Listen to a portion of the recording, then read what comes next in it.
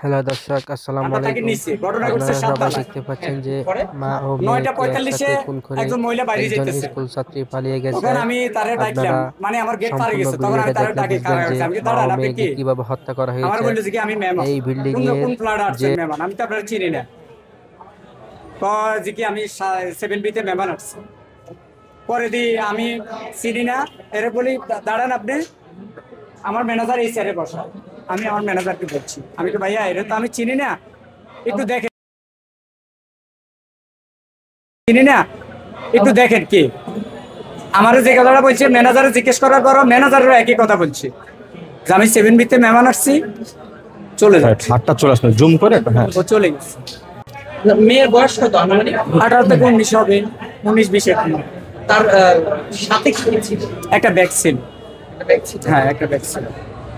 মেয়ের নাম বলছিল, তার নাম না, নামটা বলেন, কোন নামটা বলো। এমনি আপনি পরে কথা বলছিলেন তিনি কি গৃহকর্মী বা এমন করে কিছু?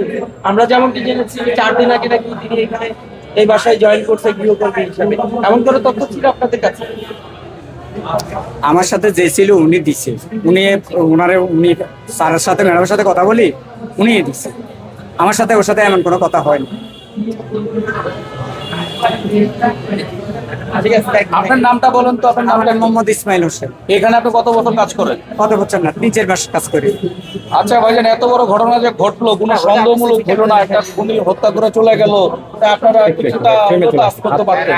হাত ফেমে চলে আসলো মানে সেটা বিষয় একটু বলেন আর কি।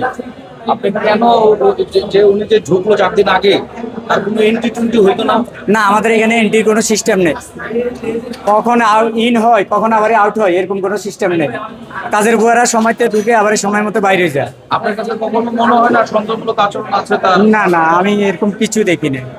আপনাদের এখানে এন্ট্রি হয় কোনটা? গেস্ট আসলে এন্ট্রি হয়? জি, গেস্ট আসলে কি না, কোনো এন্ট্রি হয়নি। No entry, no entry.